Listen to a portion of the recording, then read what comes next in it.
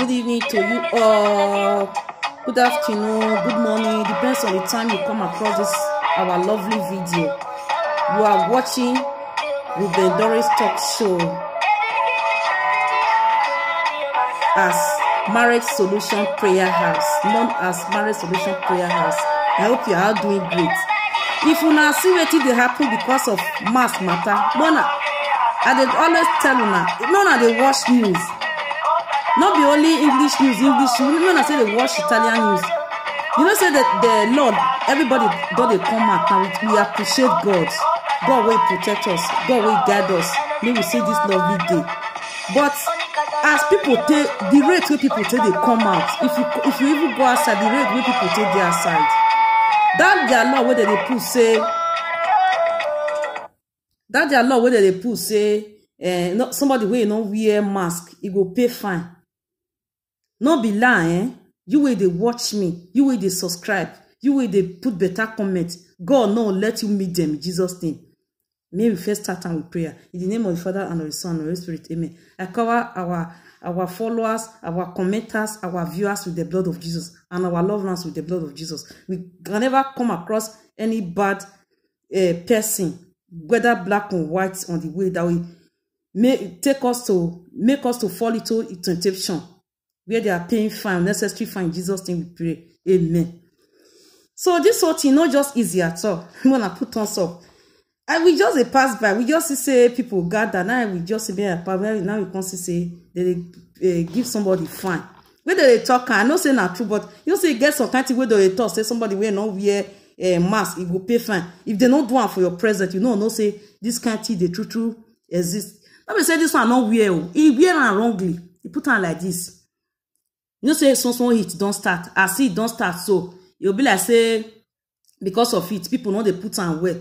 And all those police will carry government work. I mean, government work put for head.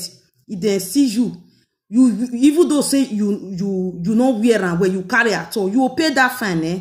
My dear brothers and sisters, you way they watch me. Anywhere we wanna they go, make sure so they put on for bag, but they wear now. Not be say you even put on for bag like that. Wear and I just few time temporary.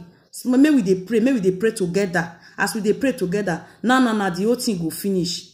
Because as it be so, some people don't really know as this whole thing take they play. As they watch and most of the time, majority of our blacks, may I not use that word blacks, majority of foreigners, not be only black, they're not mostly they wear. I know say some Oyibo even they draw, but you know good, maybe they use ourselves, they compare them.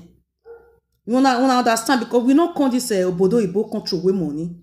You know good, maybe they use ourselves so they compare them. Anything where they do, maybe Oyibo person now he park car wrongly. You way before foreigner, you say you want to park your own wrongly.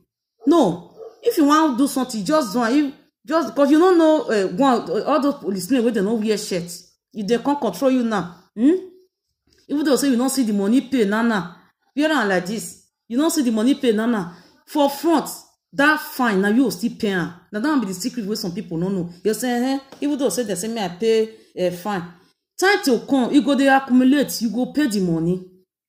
Even though say you not pay, the time when you want to apply for passport or you get anything where you do where you put in for, they'll say you hold debt, you carry fine, muta for so and so day, you never go pay.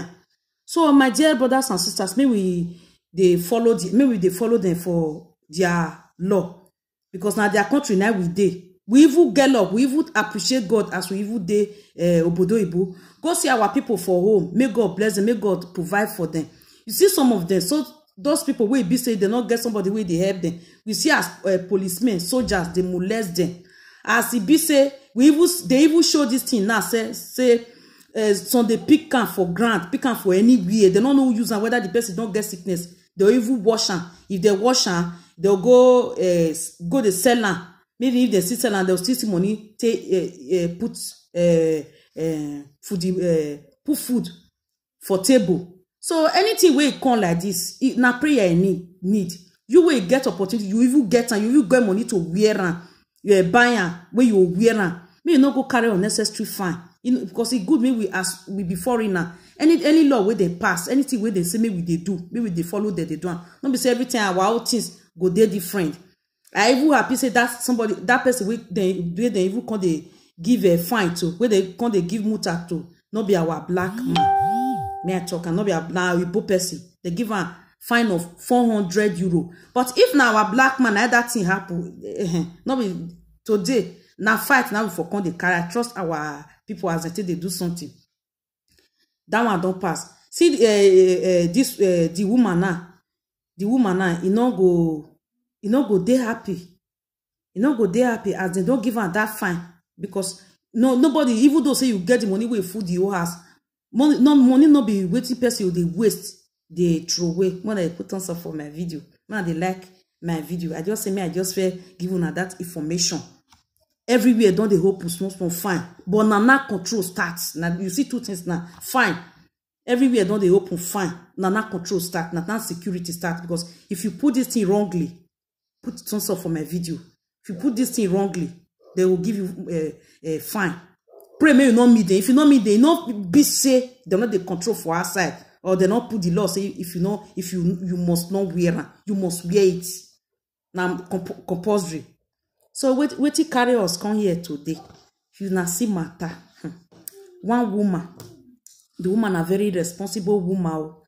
So the old you will they watch me. I beg anytime we take watch my video. I want me una they see me. I they see una comments. I want the me I see say una will see drop your opinion. Say this thing will happen so not be our portion in Jesus' name. Now make us be prayer warriors. Prayer house, marriage solution prayer house. We dey pray to ourselves. We dey talk to ourselves for this our channel. So one woman, she's devastated because of her daughter is pregnant for the son. Wetin happen? The woman, may I use that this thing where we will understand. The woman, na very responsible woman. As this koro day, so the woman a nurse, she dey work for hospital. As she dey work for hospital, so you see wetin koro see now, don't cost now. May we dey pray if na make us this our channel, may una join us. We dey pray together for here. May we dey say one prayer point every day when you wake up like this. Even though say you don't see anything. You don't know how to pray. Say, I cover my household with the blood of Jesus. I can never jam any wicked person in the mighty name of Jesus. I can never jam any white man, any black wicked person or white wicked person. Because somebody na human being, na be God. Na human being, na destiny be devil. Not pray me you not go meet the devil. So this woman now, as she just leave her children for her, she dey always come up for us as a very good, responsible Christian woman. She go come up for us. She go leave her children with a nanny. Nanny they take care of them. She get like 4 children. One is 18 years, 17 years, 15 years, and the 13 years. The 13 years old now be the only boy where they get. And the 18 years, he want complete small time. Now go complete 80 years, December. But they call her as you grow up, it be like say he never reached that kind. That's he don't pass that age. Now waiting know, nobody know, and it too spoil. As you see, waiting koro cause the woman they always work. Their mama put on stuff for my video. As the mama they always work. Children not go school again. Because the woman not get husband again. House girl where they follow them work. That one not to work at me. That one not to get time. So now so it be say, I'm gonna put on stuff for my video. Now so everybody there inside house. So this, you know, so now that one they always tell our people, you will be parents. You will be parents, eh? Anytime, if your children they inside house, make sure say they watch them. The male children especially and the female children. That age when they as from the age of even from 4 years start to the watch them, 5 years they watch them. What did they do? The kind of activities they can't play when they play. This one they don't even know something. But the problem now, this one we did 18 years. It be like say don't they do chuku. He don't dey do jiggy for outside. As his mama lock am for inside because his mama na Christian and she dey always treat patient. As his mama lock am for inside, you no see chance take go do am. He come put, you know say their room, he get they get their own television. They watch that television, all those television where be say that the man and woman go they do jiggy. Now only that one she dey always wash. They put am for info. The mama no know. As the small pikin na where his small brother was, the woman get 3 girls. Sorry, I never talk as the woman be. The woman get 3 girls, 1 boy. Now the boy na be last born. As he just do am, I just put the something. He dey wash am, he dey wash am, he dey wash am, he dey wash am. His mama no know. His mama dey always work. Small time now, as the small boy just open door, he say may he go take something for inside his senior sister house. Now his senior sister, because if you don't dey wash that thing where they wash, the body go dey do am because his mama sabi guide them, protect them, make them not come off for her. Even this koro now lock them for inside house. Now the small boy you go meet her, he can't call her. I can call her. He can't just carry her enter his house. He can't say me, he can't sleep with her. Use her till the rub the body. Small pikin of 13 years. Una know now. Waiting all those children of nowadays. Person they put eye down. It not be like our old days time where we don't know anything. Children of nowadays, person they put eye down. Your children, you follow one. Your male pikin, male child, you go follow one. Female child, you go follow one. Waiting they do. If not that sacrifice you don't make, now that one, the assignment we God just give you, you don't pass and be that. You never fail. As this woman be now, as the small boy just call her now, the woman just call the young lady just call his small brother. They come they do jiggy. They do jiggy. And they do jiggy finish now. It enter. It reach the time where they tell the because the mama go buy this thing for them, buy a sanitary pad, go give them. He buy give them, come say, you no can use your own. He say no, he not seeing this thing. Why he not see you this thing now? They go check her now. They say get 2 months pregnant. They come call her. Then mama say, you know, just beat her. Mama comes carry her sit down for night. They ask her question. Who give you belly? He say, me mama, me no vex. He say all this while when in this school, they do jiggy. As they lock them for his dad house, so he no can see chance to go do one. So the thing they all grind. As he put that film, that JJ film, blue film, that they call her at that time. And then they look at body, don't they do a gigi. He don't feel resistant. Now he call his junior brother. What did the woman want talk now? What did the woman, my brothers and sisters? What did the woman want talk? The woman fit us all the rest of her life where it serve God. Now this one God want to pay her. I been a devil now pay her. So you way they wash me. Sister way they wash me. Brother way they wash me. Put your comments. Because me, I not understand this whole word. Person way just real Christian like that. This can't just can't go up put around. I been because I did talk at time. I been her carelessness. Not be carelessness so because the woman don't lost her husband since. Their papa don't go meet ancestors since. Not only the woman they do all their papa be their mama. And I still nurse. You know, as this whole koro taste well everywhere. Nurses never work. African nurse for that matter. So at the whole thing happen now. Waiting she want talk. Now be the whole thing. Waiting want tell the church member because they never start to go church now. He say he be Christian. In their ask now, may go commode the belly. Abi may born small pikin of 13 years. Mona talk for that place now. Mona they pray well. If you wake up, even though say you know sabi pray, stay one prayer point for your family. I cover my household with the blood of Jesus. And not to say that woman not sabi pray. And also a woman, mama of the house, you have to be vigilant. You have to put your head down. Your children's phone is very important. Look inside. If they drop and so they want to go eat themselves. They want to go urinate. Carry the phone. Look at 2 minutes. Wait till they put for inside. Then the kind of thing when they see the watch, you see they make sure say you dey put your eye. I know say e no easy, especially working mothers. But at times, God don't give you the assignment. All those mistakes where children make now, the mistake will now be on their mother's head. They will say the mother have failed. Now see me so. This is where they taught now the best school for that Africa. Now then they go. Mona put on a comment. Now that one say me I can't tell you now. Mona they pray well.